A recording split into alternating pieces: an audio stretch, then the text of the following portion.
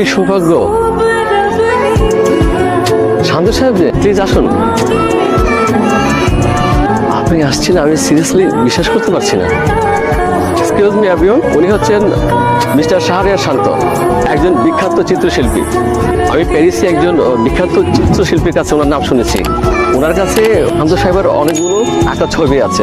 শান্ত সাহেব কিন্তু একজন ভালো মানের ইন্টেরিয়র ডিজাইনার এবং একজন খুব ভালো মানুষ।